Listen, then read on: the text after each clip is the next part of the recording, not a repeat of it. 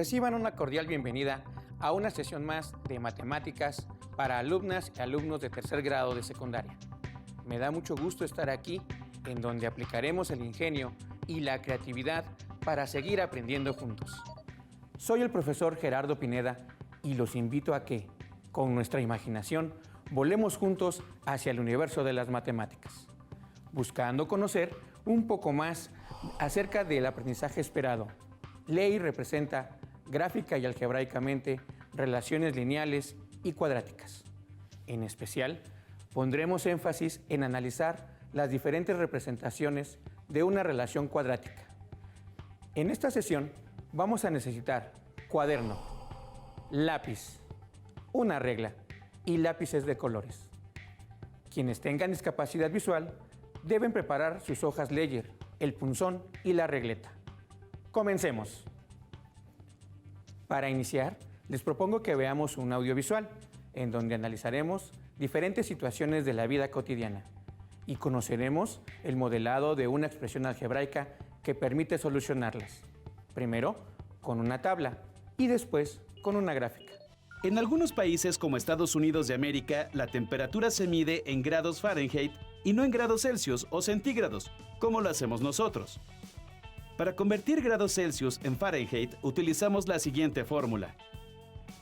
A partir de ella, podemos dar valores a C, es decir, a los grados Celsius, y obtener los grados Fahrenheit que correspondan. Construyamos una tabla utilizando los siguientes valores en grados centígrados: menos 20, menos 15, menos 5, 0, 10 y 30. Luego, si C es igual a menos 20, sustituimos su valor en la fórmula y tenemos 9 quintos por menos 20 grados más 32 grados. Hacemos las operaciones. Menos 180 quintos más 32 es igual a menos 4 grados Fahrenheit. Ahora, si C es igual a menos 15 grados, tenemos 9 quintos por menos 15 grados más 32. Al multiplicar y simplificar, se tienen 5 grados Fahrenheit. Con C igual a menos 5 grados, 9 quintos por menos 5 grados más 32 son 23 grados Fahrenheit. Así, obtenemos una tabla con la equivalencia entre las temperaturas. Al ubicar los puntos de la tabla en un plano cartesiano y trazar la recta que los une, vemos que la gráfica es una variación lineal que no es de proporcionalidad directa, dado que la recta no pasa por el origen. Vayamos a otro ejemplo. La masa de un objeto es la misma sin importar dónde esté, porque la cantidad de materia que lo compone no cambia. Sin embargo, el peso del objeto depende de la fuerza de gravedad que actúa sobre él. Así, el peso de un objeto en la Tierra es distinto a su peso en la Luna, porque las fuerzas gravitatorias son distintas. Esta tabla permite observar la relación que existe entre el peso en kilogramos de un objeto en la Tierra y su peso en la Luna. Ubiquemos los puntos en el plano cartesiano de manera que el eje horizontal represente el peso en la Tierra y el eje vertical el de la Luna. Si unimos los puntos, veremos que tenemos una recta que pasa por el origen. Entonces, es una relación de proporcionalidad directa, donde la constante de proporcionalidad, llamada K, se obtiene al dividir el peso que el objeto tiene en la Luna entre el peso que tiene en la Tierra. Al hacer las divisiones, se obtiene que la constante de proporcionalidad es 1/6. Para ir de excursión, el grupo de Claudia contrató un autobús por un precio fijo. La cantidad de dinero que cada uno de sus compañeros debe pagar depende del número de alumnos que vayan a la excursión, como se muestra en la siguiente tabla. Como podemos observar, entre mayor sea el número de alumnos que van de excursión, menor será la cantidad de dinero que deben pagar. Y por otra parte, si el número de alumnos se reduce a la mitad, el pago que haga cada uno será el doble. Pero, ¿cómo podemos encontrar el precio de renta del autobús? ¡Claro! Multiplicando los valores del primer renglón por su correspondiente del segundo. Así, vemos que la renta del autobús es de 5,300 pesos. Entonces la relación es de proporcionalidad inversa. donde la constante de proporcionalidad K es igual a X por Y. Por lo tanto, 5300 es igual a X por Y, donde X es el número de alumnos y Y es la cantidad que deben pagar. Ahora ubicamos los valores obtenidos en el plano cartesiano para obtener su gráfica. Al unirlos, resulta una curva llamada hipérbola, porque la relación es de proporcionalidad inversa. En la primera situación, en la que se realizó la conversión de los grados Fahrenheit a los grados centígrados, la gráfica resultante es una línea recta, que no pasa por el origen del plano cartesiano, es decir, por el punto 0,0. En el segundo caso, en el que se establece un comparativo basado en el peso de diferentes objetos en la Luna y en la Tierra, la gráfica resultante es una línea recta que pasa exactamente por el origen. En el audiovisual se hace referencia a kilogramos fuerza, que son diferentes a los kilogramos con los que se mide la masa, la cantidad de materia. No son equivalentes, pero, muy importante, nada cambia del problema matemático. En adelante, cuando hablemos del peso y usemos kilogramos, estaremos hablando de kilogramos fuerza. ¿Sabes cuál es tu peso en la Luna? ¿Se observaron? La constante de proporcionalidad entre los pesos de cada uno de los objetos es de 1/6. Esto quiere decir que, si dividen su peso entre 6, obtendrán su peso en la Luna. Veamos, yo peso 68 kilogramos. Si divido entre 6, vamos todos a la Luna para bajar de peso sin hacer dieta, aun cuando mantengamos la misma masa. Cabe aclarar que este es un valor referencial, ya que se involucran más operaciones y más datos necesarios para calcularlo con mayor precisión. En cuanto al tercer problema, el del autobús, la gráfica resultante fue una línea curva. Esto nos da una idea que, dependiendo de la situación presentada, los datos obtenidos y la relación que tengan entre ellos nos darán como resultado un tipo de gráfica diferente. Vamos a analizar el comportamiento de las gráficas según el tipo de ecuación que la modela. Comprobaremos que, al ir modificando los valores de la ecuación, estos se reflejan en el comportamiento de la gráfica. Utilicemos la expresión y es igual a x. Al graficarla en el programa de cálculo, observamos que pasa por el centro del plano cartesiano y la línea que la modela es una recta. Si ahora invertimos el signo de esta ecuación, es decir, graficamos y es igual a menos x, observamos que la línea se inclina hacia el lado contrario. Observen cómo, al cambiar el signo, cambia la dirección de la línea. Ahora, a la incógnita le sumamos 1. Observen cómo la línea se desplaza hacia arriba una unidad. Si le sumamos 2, ¿dónde cortará el eje Y? Claro, en el 2 positivo. Y si le sumamos 3 a la incógnita, pues cortará en el 3 positivo del eje de las ordenadas. ¿Qué pasará si en lugar de sumar, restamos? Intentémoslo.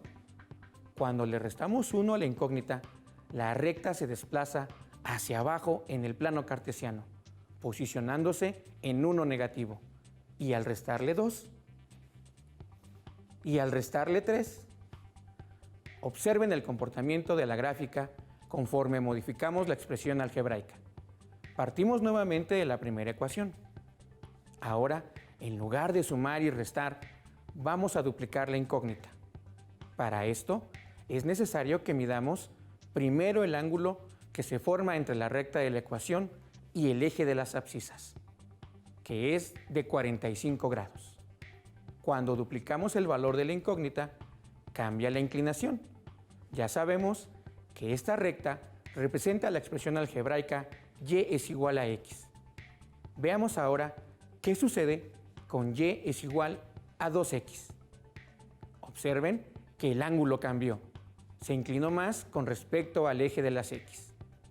Y triplicando la incógnita, la línea se inclina más y más, conforme aumenta el coeficiente del término x. Estas ecuaciones son conocidas como directamente proporcionales y lineales, porque modelan una recta en el plano cartesiano que pasa por el origen. ¿Qué les pareció el comportamiento de la gráfica de una ecuación lineal? Vamos a ver cómo se comporta una gráfica que representa una ecuación cuadrática. Pongan mucha atención. Consideremos la expresión algebraica y es igual a x. Ahora elevemos esta incógnita al cuadrado. ¿Qué pasa con la línea? Se convierte en una línea curva muy peculiar y el vértice de esta se encuentra en el origen del plano.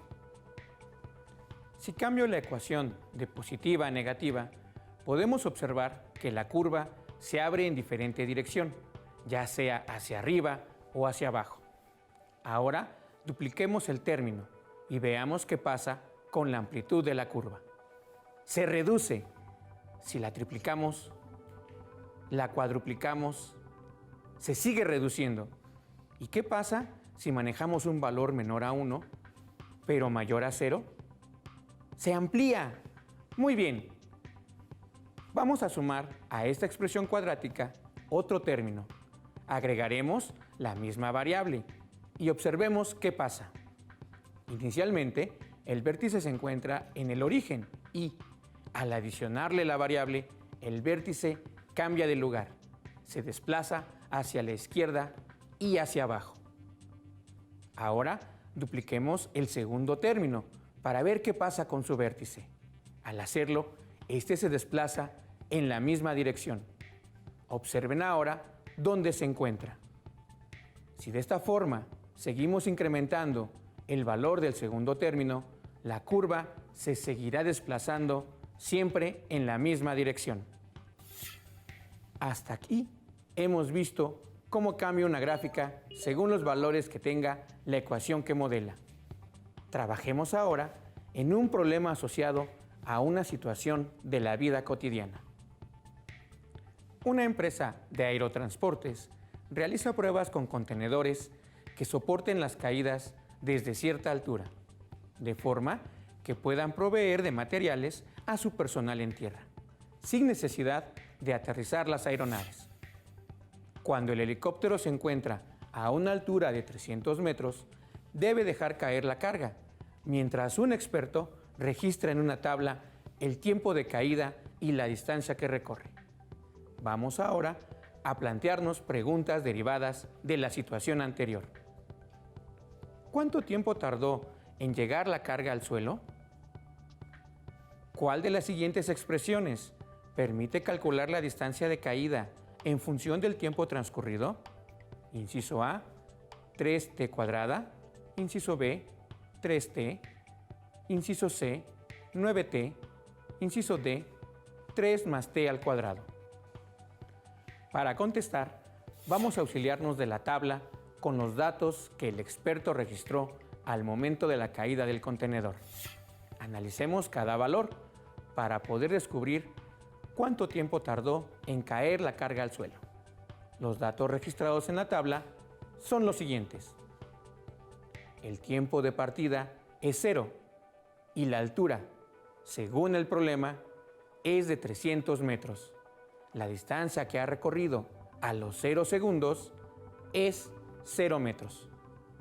Al pasar un segundo, el objeto se ha desplazado 3 metros hacia la Tierra para obtener la altura a la que se encuentra el objeto después de un segundo. Lo que hay que hacer es restar esta distancia de la altura total. Esto es, a los 300 metros restamos 3, que ha caído, lo que nos da un total de 297 metros, y lo colocamos en la tabla. De esta forma, ya obtuvimos nuestro primer valor. Prosigamos con las demás cantidades. Al siguiente segundo, el objeto ahora ha recorrido 12 metros. Para obtener la altura del objeto, restamos 12 a 300, ya que esta era la altura inicial a la que se encontraba la carga. Restamos los 12 metros y encontramos el resultado, el cual nos da una altura de 288 metros de altura. De esta forma, al ir restando la cantidad de metros que ha recorrido el objeto, menos la altura inicial, encontramos la altura actual. Al tercer segundo, encontramos que el objeto se encuentra a 273 metros de altura y al cuarto segundo a 252 metros. Bien, con los valores proporcionados por el experto, hemos encontrado una parte de los valores de la tabla. Sin embargo, nos falta encontrar los metros que se desplaza el objeto con cada segundo. Para esto, vamos a tomar los valores y analizarlos, de forma que podamos obtener la ecuación que nos ayudaría a encontrar los valores faltantes. Y el tiempo total del objeto tarda en caer al suelo.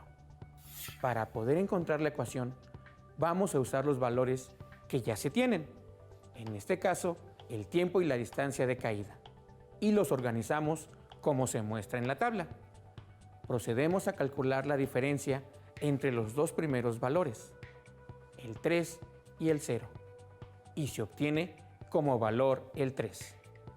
Realizamos el mismo proceso con el tercer valor, que es 12, menos el segundo valor, que es 3, y obtenemos como resultado 9.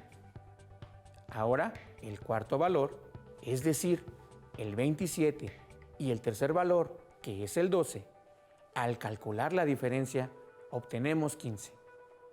Lo mismo entre el quinto valor, que es 48, y el cuarto valor, que es 27. Al obtener la diferencia, tenemos como resultado 21. Hemos hecho la primera parte del proceso. Deben tener estos resultados muy presentes, ya que con ellos se obtendrá parte de la ecuación. Repetimos el proceso de encontrar las diferencias entre los valores, ahora con los resultados obtenidos. Así, calcularemos la diferencia entre 9 y 3 y tenemos como resultado 6. Después, calculamos la diferencia entre el 15 y el 9 y volvemos a obtener 6. Por último, obtenemos la diferencia entre el 21 y el 15 y obtenemos nuevamente 6. Con este último paso, observamos que nuestra serie tiene una regularidad, ya que obtuvimos el mismo valor, en este caso el 6, lo que nos indica que es una variación cuadrática. Si no hubiéramos obtenido esta regularidad, podríamos enfrentarnos a una serie que no tiene características comunes entre sí. Vamos a observar ahora los primeros números obtenidos de las diferencias y veremos que tienen una coincidencia entre sí. ¿La observan? ¿Qué relación tienen estos números que los hace comunes? ¡Claro! Todos son múltiplos de 3. De esta forma, ya encontramos el primer valor de la ecuación. Ahora hay que relacionar este valor con el tiempo. Como hablamos de múltiplos, la operación involucrada es una multiplicación. Por eso, hay que calcular el producto del 3, obtenido por el tiempo, y lo hacemos con los primeros valores de la tabla, después del 0. Veamos, 3 por 1 nos da como resultado 3, que es el que está en la misma distancia. Hasta este momento nos ha coincidido. Ahora, con los siguientes valores, multiplicamos 3 por 2. Nos da como resultado 6. Pero en la columna de distancia tenemos un 12. ¿Qué nos falta para obtener este número? Volver a multiplicarlo por 2. Muy bien. Ahora sí, tenemos ya el 12. Vamos con los siguientes valores. A 3 lo multiplicamos por 3. Nos da como resultado 9. ¿Qué operación debemos realizar para que nos dé 27? Multiplicar por 3. Muy bien. Observen la siguiente característica.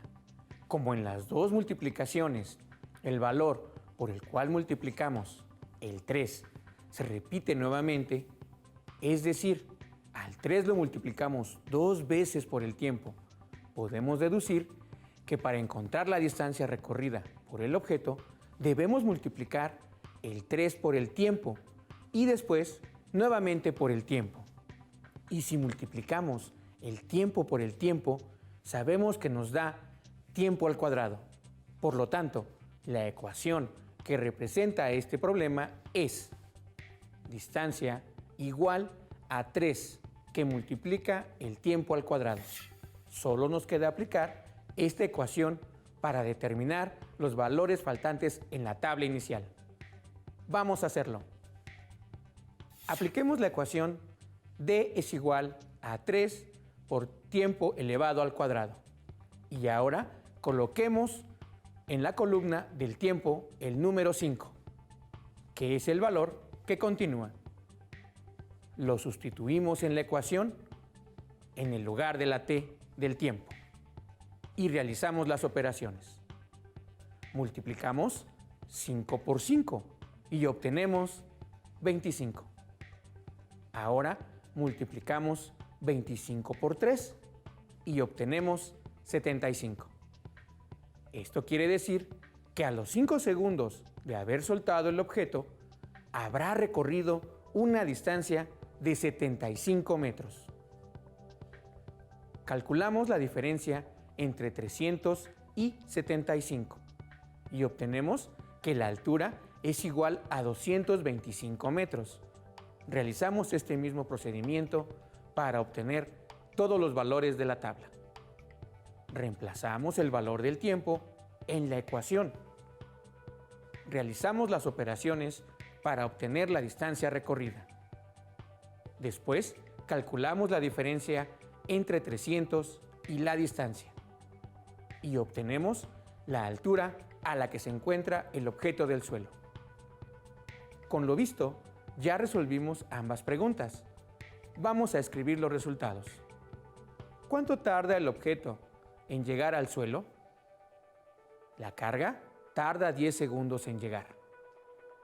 ¿Cuál de las siguientes expresiones permite calcular la distancia de caída en función del tiempo transcurrido?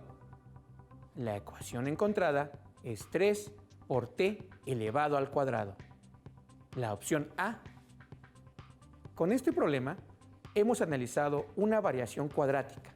Aplicándola, encontramos que la ecuación que la modela y los datos faltantes.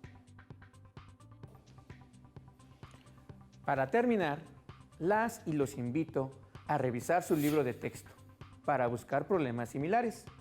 Las matemáticas requieren estudio, pero forman parte de nuestra vida, ya que las encontramos en todos lados. Además, nos ayudan a desarrollar un punto de vista diferente sobre los problemas de la vida cotidiana. Hemos terminado esta sesión. Recuerden que la confianza en ustedes es la clave del éxito. Hasta la próxima.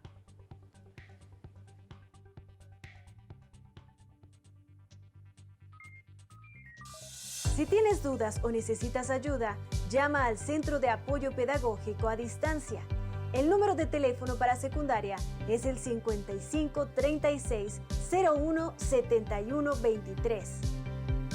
Si requieres consultar los libros de texto en versión digital, recuerda que los puedes encontrar en la página conalitec.cep.gov.mx. Y recuerda que también cuentas con el sitio aprendeencasa.cep.gov.mx, en donde podrás ver nuevamente los videos de los programas y además encontrarás actividades para fortalecer tus aprendizajes. También te invitamos a que consultes la plataforma nuevaescuelamexicana.cep.gov.mx.